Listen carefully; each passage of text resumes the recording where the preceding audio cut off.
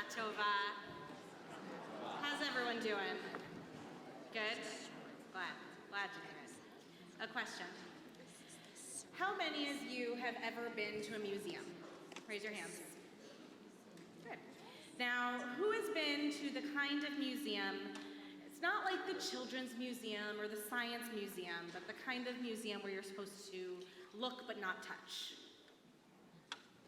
Very well-cultured group we have here, that's nice.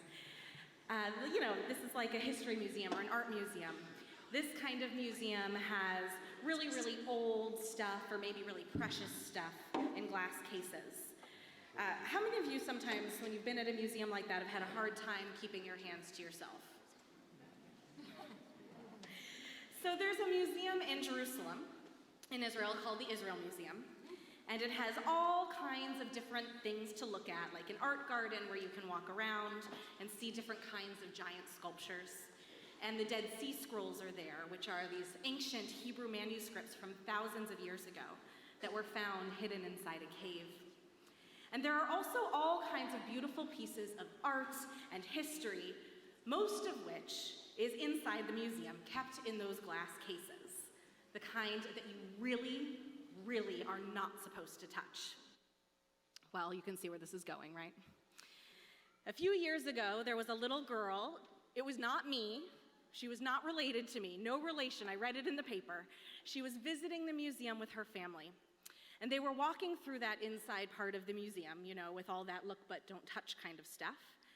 And she saw an old vase that was particularly beautiful. And she ran up to that case to get a closer look, and she smooshed her little face against the glass and pressed her hands against it, and she oohed and she ahed over the beautiful colors. And it seems like she hardly noticed when the glass case began to shake, and then it started to tip, and then it toppled and cracked. The case fell to the floor, and with it crashed the vase, this ancient vase that now had a brand new crack down the side. Oops. Luckily, everybody was okay. Everybody but the vase, that is. And of course, security asked the family to leave the museum. So how do you think that little girl and her parents felt? Give me a thumb. This is what we do in our family. Thumbs up, thumbs down, thumbs in the middle. How'd she feel? Wah, wah. Big thumbs down. Question for you. Has anyone here ever broken a dish or a glass at your house? All right, how did you feel when that happened? Thumbs up, thumbs down, thumbs in the middle. Not so good. Not so good. Well, I will tell you a secret. Now, this is a big secret, clearly, because I'm sharing it with all of you here. We have absolutely no full-size drinking glasses left in our house, because all four of us in the Mason-Barkin family are a little bit clumsy. And all of our regular-sized glasses broke a very long time ago. And I will tell you, as someone who has broken her fair share of those glasses, because let's be honest, I wasn't letting the kids use them anyway, I always feel terrible when it happens, especially if the glass was full. When we break things, it feels awful. And it feels even worse when the thing that we break is not a dish or a glass or a bowl or a vase. It feels even worse when the thing that we break is not a physical thing at all. Who here has ever broken a promise? Raise your hands. I know it's harder to admit than the glass, right? Who here has ever hurt another person's feelings? I know you didn't mean to. Who has ever had their feelings hurt? Who has ever felt like you had a broken heart? All right, I'm going to ask you to do something. In a minute, not yet, in a second, I'm going to ask you to turn to the person next to you and have a short conversation. But when I say, I don't know, what's our key word? 1, 2, 3. How about when I say Shana Tova? When I say Shana Tova, I need the conversations to stop and turn back here. We're going to miss the whole schmooze thing after. All right, so turn to the people next to you and share a time that you felt like you had a broken heart.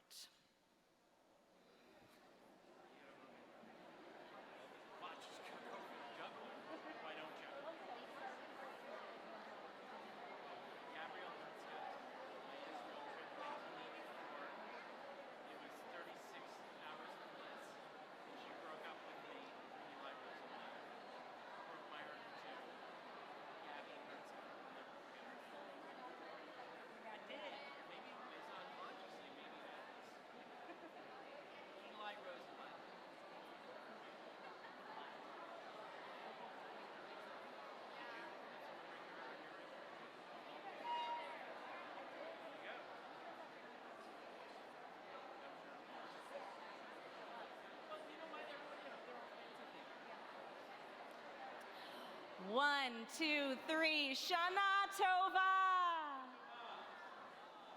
Okay, I wonder if there are maybe 2 brave souls who would share with Rabbi Byrne about a time that they felt like they had a broken heart.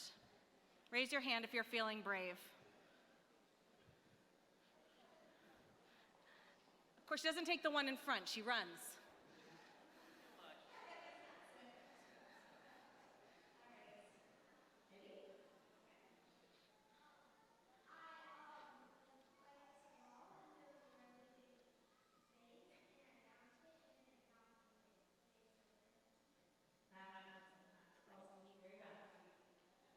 Yeah, one more person. A time that you felt like you had a broken heart. Yes, please. Yeah.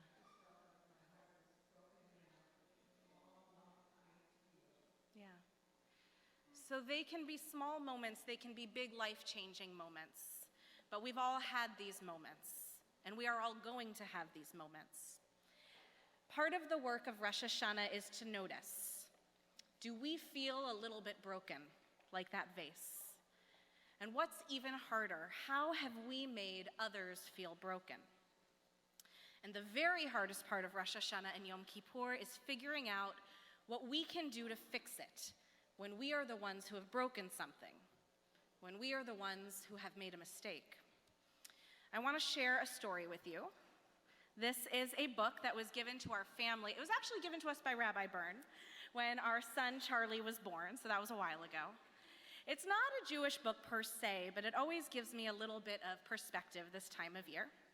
It's called Beautiful Oops by Barney Salzberg. Does anyone here know this book? Beautiful Oops? A couple people? Well, in a minute you all, oh yeah, Mr. Eric knows it. So anyone here who's a shark probably knows it too. All right, here's the story. Oops, a torn piece of paper is just the beginning. Every spill has lots and lots of possibilities. Bent paper is something to celebrate. A little drip of paint lets your imagination run wild. A scrap of paper can be fun to play with. A smudge and a smear can make magic appear. A stain has potential, if you play with its shape. Holes in your paper are worth exploring.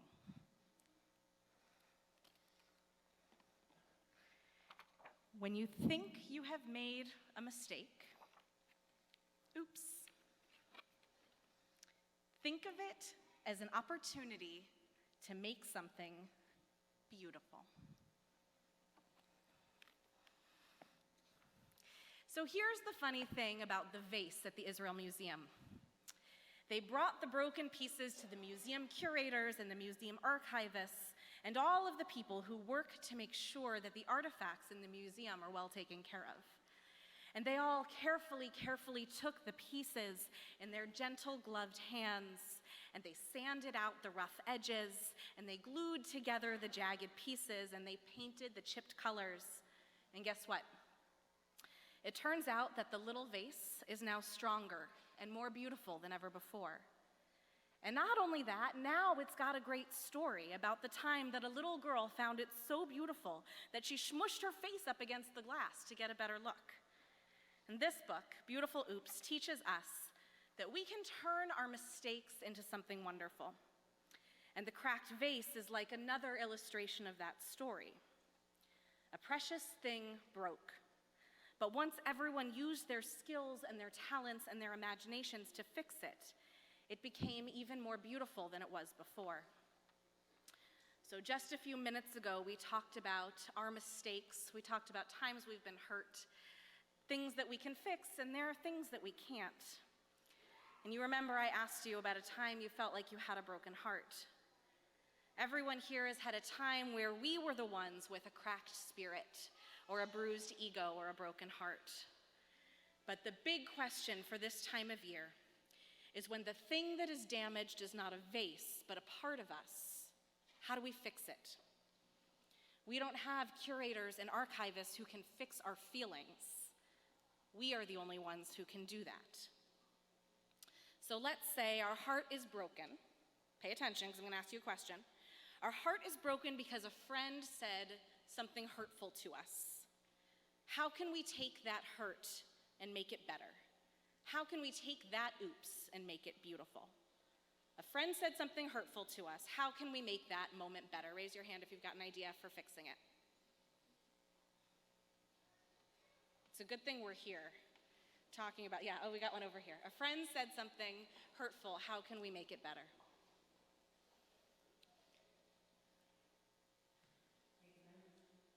Make amends. Nice. One more idea. A friend said something hurtful to us. What can we do? It's harder because we aren't in control, right?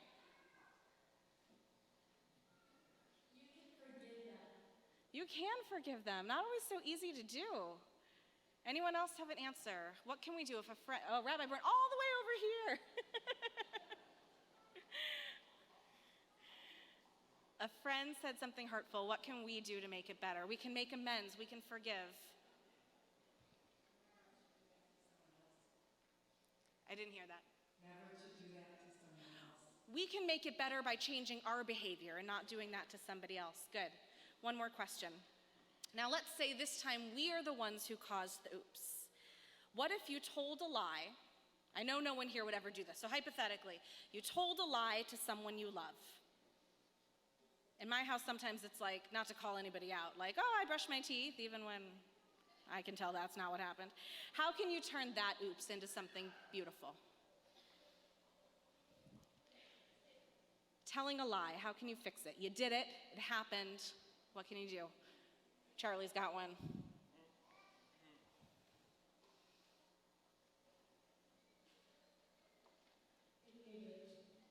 What do you say? You can admit it. First thing. Thank you, kid. Thank you, unknown child. All right, one more. You told a lie. How can you make it better? One more answer. Someone back here. Come say it in this mic.